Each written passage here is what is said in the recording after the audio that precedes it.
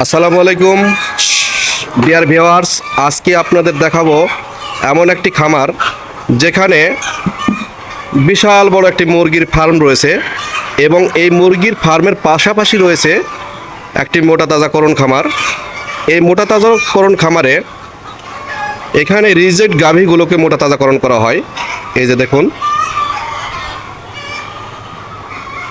এবং পাশে রয়েছে একটি মুরগির খামার যেখানে অনেকগুলো মুরগি রয়েছে। এই মুরগিগুলো সাধারণত ডিম উৎপাদনের জন্য পালন করা হয়েছে।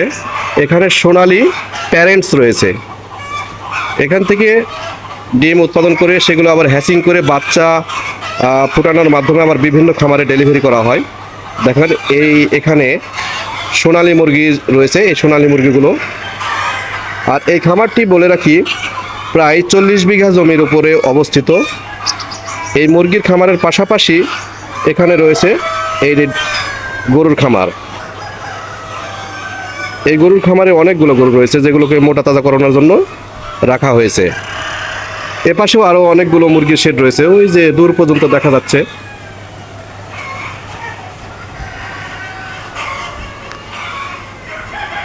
এখন এই যে এই সেই গরুগুলো যেগুলোকে মোটা তাজা করানোর জন্য পালন করা হয়েছে। এগুলো সবগুলো মোটা তাজার গরু, এগুলোকে মোটা তাজাকরণ করে বিক্রি করা হবে। এই যে আমি গরুগুলো একটা একটা করে দেখাচ্ছি। যারা মোটা তাজা খামার করেন তারা এগুলো দেখতে পারেন যে কেমন গরু কিনতে হবে বা কি সাইজের গরু কিনলে লাভ করা যাবে এবং গরুকে নিয়মিত কি খাবার দিতে হয় সেগুলো আমার পরবর্তী ভিডিওতে থাকবে। এই যে দেখুন সবগুলো হচ্ছে মোটা তাজার গরু, এগুলো ভালো মোটা তাজা হয়েছে। এগুলো আর আস্তে আস্তে মোটা তাজা হচ্ছে এবং আরও কিছুদিন থাকবে।